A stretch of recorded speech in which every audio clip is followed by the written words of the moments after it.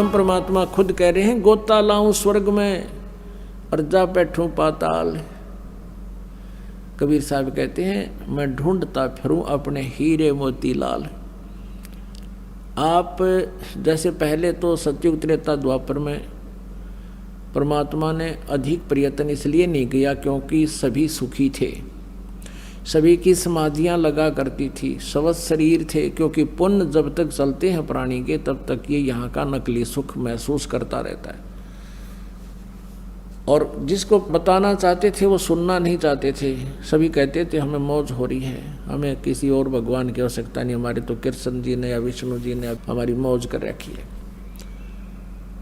अब कलयुग में परमात्मा ने पता था कि कलयुग में इनकी सारा जाड़ा आ लेगा, इनकी सब पुण्य कमाई नष्ट हो जाएंगी और पहले की कमाई इनकी होगी नहीं। और जिन भगवानों को ये मोक्षदायक मानकर इनसे सुख राहत प्राप्ति के लिए पूजाएं भी कर लेंगे, उनसे राहत मिला नहीं, क्योंकि वो दे ही नहीं सकते, वो आपके भाग्य में परिवर्तन नहीं कर सकते। तब परमात्मा ने कहा था कलयुग में फिर मैं पहचान में आ जाऊंगा इनके, क्योंकि इनके पिछले पुण्य होंगे नहीं, बिरान माटी सबकी हो जाएगी। आज कोई परिवार खाली नहीं जिसमें कष्ट ना हो, और 1% को शेष बचा हुआ है, उस पर ना जाने कल के बिजली गिर जाए। तो इस परमात्मा की शरण में आने से आपके कष्ट भी दूर होंगे, गारंटीड होंगे। ये सत्कर्म मान लेना पुण्यात्मा हो। दास का कोई उद्देश्य नहीं, कोई खानदानी पैसा नहीं कि हमारा दादे परदादे भी ये काम करा करते, हमने कोई रोजी रोटी ना मिल रही थी। दास सर्विस करता था, जेई की सर्विस थी, 2 टाइम पर टूक ठीक मिल रहे थे, लेकिन आदेश हो गया परमेश्वर का, गुरुदेव का, कि तू ये काम सेवा कर, मजदूरी कर मेरी।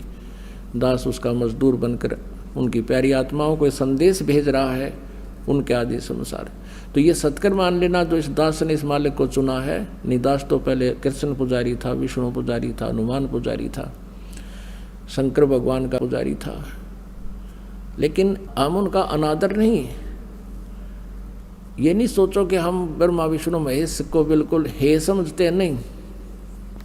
जैसे गीता जी अध्याय नंबर 2 के श्लोक नंबर 46 में कहा कि जब बहुत बड़े जलाशय की प्राप्ति के उपरांत छोटे जलाशय में जैसी आस्था रह जाती है, अर्जुन जब तुझे परमात्मा के गुणों से तो परिचित हो जाएगा, फिर अन्य देवताओं में, अन्य ज्ञान में तेरी इतनी श्रद्धा रह जाएगी।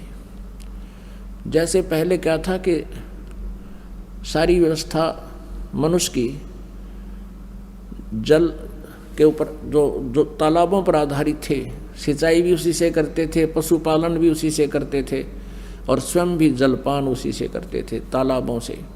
और कुछ छोटे तालाब जिसके ऊपर आश्रित पूरा गांव 20-30 घर हुआ करते थे, 30-40 मुश्किल से एक तालाब पर आश्रित रहते थे, उसी से पीते थे, उसी से पशुओं को पानी पिलाते थे, उसी से कुछ सिंचाई कर लेते थे। अब एक वर्ष वर्षा ना होती तो वो सूख जाते थे, सब तड़फ जाते थे, वो भाग जाते थे इधर उधर कहीं बड़े जलाशय की खोज में। और उन व्यक्तियों को कोई बहुत बड़ी झील प्राप्त हो जाए जिसमें 10 वर्ष वर्षा ना हो तो भी जल अंत ना हो, समाप्त ना हो, तो फिर उन व्यक्तियों की धारणा उस छोटे जलाशय में जैसी आस्था रह जाएगी उस बड़ी झील की प्राप्ति के बाद, तो उनको वो छोटे तालाब वाला जल व्यर्थ नहीं लगता, वो बुरा नहीं लगता, लेकिन उसकी कैपेसिटी नहीं है जो उनको सदा सुखी कर सके। वो स्वयं नाशवान है। वर्षा होगी तो वो परिपूर्ण हो जाएगा, 1 साल गुजारा हो जाएगा। 1 वर्ष वर्षा ना हुई तो आश्रित भी मरेंगे, वो तो सूखे गया। और उस झील के ऊपर जल वही है, वर्षा का ही जल है, शुद्ध जल है वो, लेकिन उसकी कैपेसिटी पूरी नहीं है, बहुत कम क्षमता का है। ऐसे ही ब्रह्मा विष्णु महेश के जो पावर है या बुरी नहीं है, और परमात्मा की पावर क्या है, तो दरिया है, दरिया गंगा दरिया जैसा समझो, जिसका जल कभी अंत ना हो, नहा भी ले, धो भी ले, नहर भी निकाल ले, सिंचाई भी कर ले, फिर भी खत्म ना हो। तो इस प्रकार हमने इस परमात्मा पर जब आपकी आस्था हो जाएगी, इसका ज्ञान हो जाएगा, फिर ब्रह्मा विष्णु महेश में हमारी फिर वो बुरे नहीं लगते, लेकिन उनकी अक्षमता का पता लग गया हमने। और जिसने 10 वर्ष वर्षा ना हो रहा ऐसा झील मिल जाए, फिर कौन झांकण जाएगा उसके ऊपर। अंडरस्टूड है कि जो कार्य ब्रह्मा विष्णु महेश जी नहीं कर सकते और कर सकते थे तो कितना कर सकते थे, और वो हमें उससे सारा ही मिल रहा है, तो वहाँ कौन जाओगा, फिर वहीं बस जाएंगे उसके पास जा करके। तो ऐसा परमात्मा हमें बताना चाहते हैं। तो कहने का भाव ये है कि वो इस प्रकार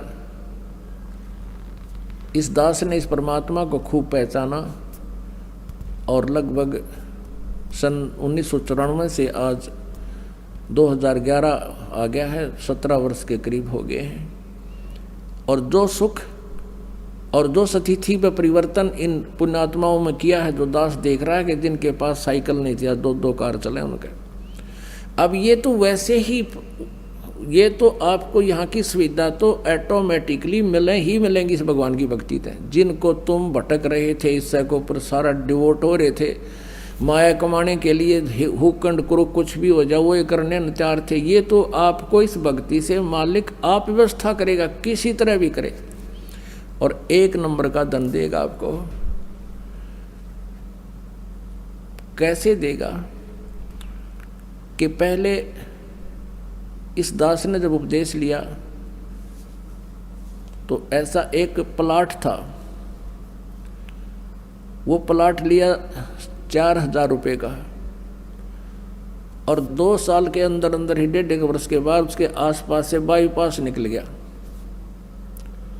उसमें कुछ कंस्ट्रक्शन कर दी इस दास ने, तो सारी कंस्ट्रक्शन मुश्किल से 20,000 रुपये का खर्चा होगा, 1.5 लाख देने वाला आ गया, और पक्की रजिस्ट्री कराई 1.5 लाख में। अब देखो, अब उस समय आज से 20 साल पहले, और कैसे 1 नंबर में धन दे दिया, और सारी उम्र नहीं बचा सकता इतने जितने एकदम परमात्मा 1.5 साल में कर दिए। ये ना जाने कित के कर दे, ये फिर इतनी माया देन लग गया, परमात्मा से हाथ जोड़ना पड़ा, क्योंकि मालिक ने इस माया का अवगुण भी बहुत बता रखा है।